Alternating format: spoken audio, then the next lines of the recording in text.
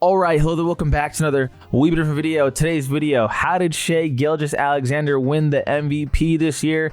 If you are familiar with his game, you might already know. If you're not familiar with his game, I'm not going to show film because I've already done a film on SGA.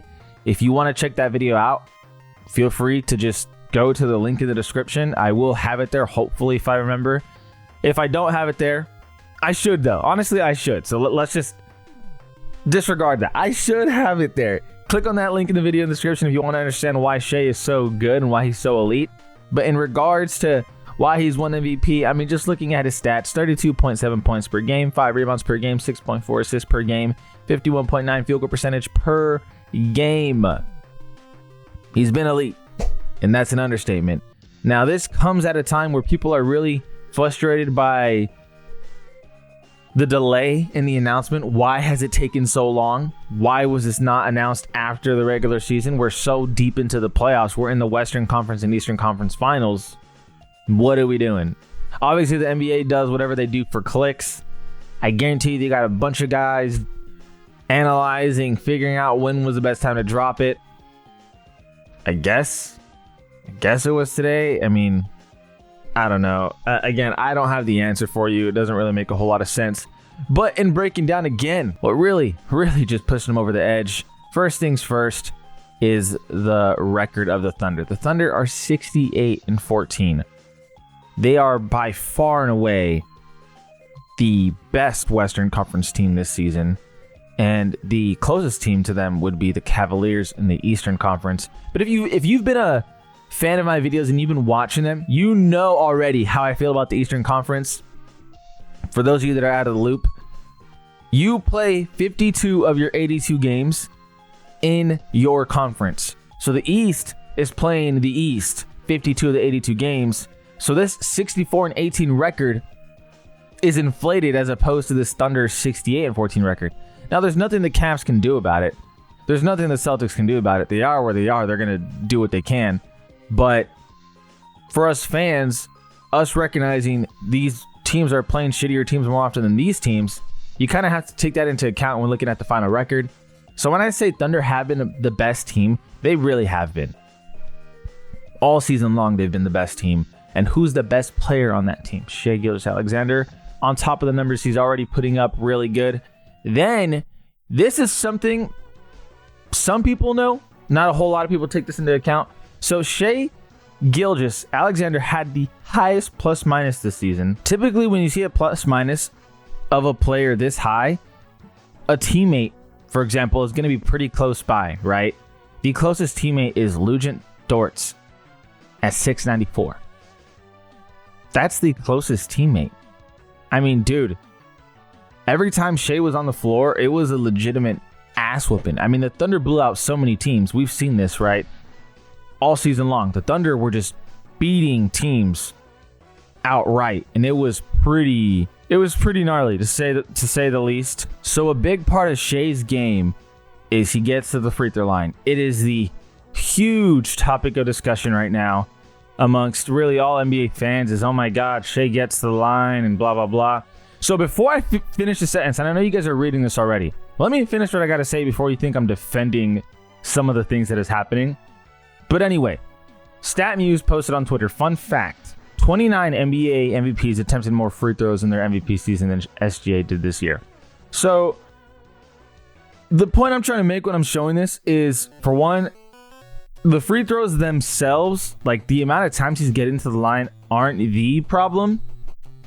If you don't know what I'm talking about, I don't know where you've been, but just type in Shai Gilgeous-Alexander like on Reddit or Twitter, and the amount of people shitting on him is pretty insane. But again, I'm not defending what he's doing. I'm just saying the amount of times he's getting to the free throw line is not the problem. It's not. It's how he's getting there that's the problem for a lot of people. And even let me say this. I don't like the whistle he got against the Timberwolves. There were some fouls where I'm like, I'm a Shai fan. For those of you that don't even know, Shai is like my favorite player. But seeing those whistles was like, again, that was ridiculous. You can't call that.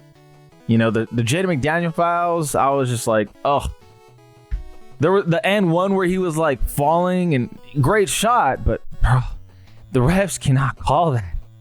Like, come on. And I know people want to get on SGA for, falling and whatever the case may be. There is a lot of skill in what he does and to drawing the fouls. I do wish that he wasn't rewarded for some of the things that he did. Like, that's just the reality of it. Because again, the free throw numbers aren't the problem. It's simply the whistle. How he's getting there, right? There was a post on Reddit NBA where it showed all 12 fouls that led to free throws, or 12 fouls in general, I believe. 7 of them, maybe 8, were like pretty okay. Those are fouls by the book. Even then, some of them I'm like, okay, those are just fouls. But there was like 4 or 5 where I'm like, that's just a beyond generous whistle. And so I hope that does get cleaned up. I know there's a lot of people, like I said, who are really mad right now, and then this MVP dropped, and they're like, man, fuck this guy.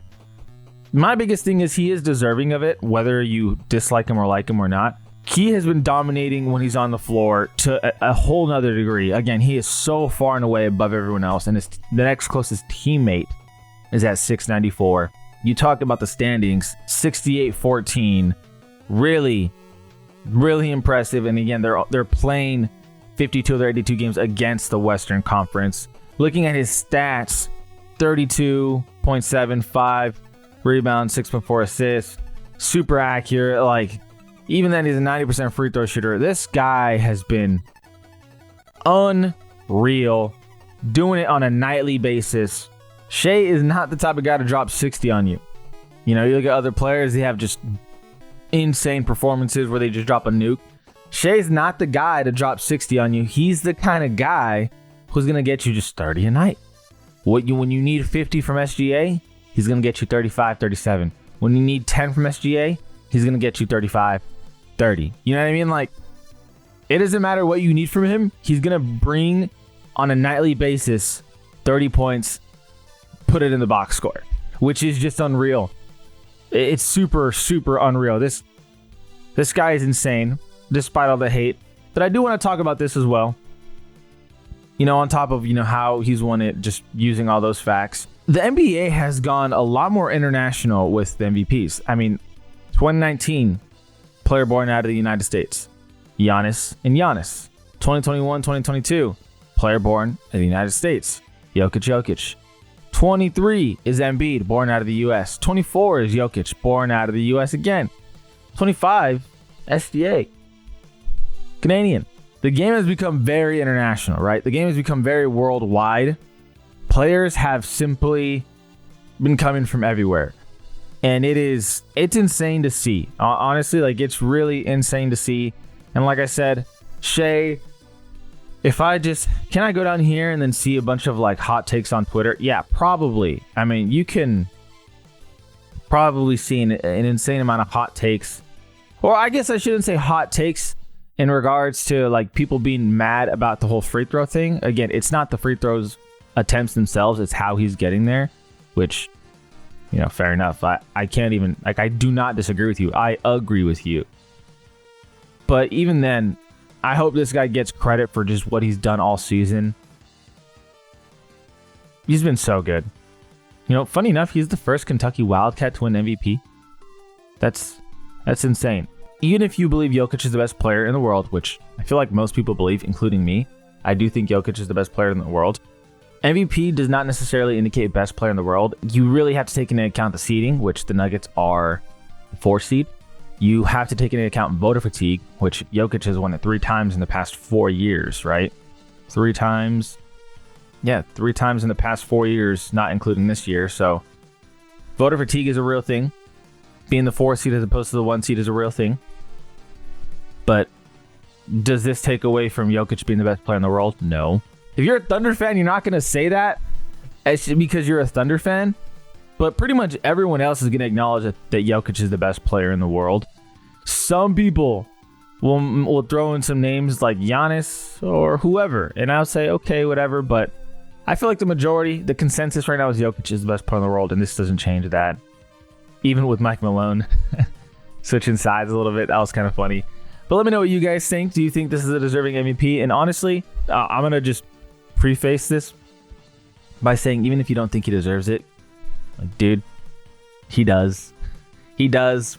You might not like his style of play right now, and I 100% back up that the whistle is too soft. But other than that, this guy has just been unreal, magical, sensational, consistent is the most important factor. And like I said, he's one of my favorite players. But as one of my favorite players, it is, again, I can't stress enough, I'm not a fan of the whistle he's been getting. So I don't want you guys walking away from here saying, oh, this guy's just fucking glazing. Like, within there's levels to it, and I'm not ignorant enough to see that it can be out of hand with the whistle. Anyway, though, greatly appreciate you guys for watching. If you would like, subscribe, it goes a long way to helping the channel. This is I'll Even Different. I'll Even Different, and we out.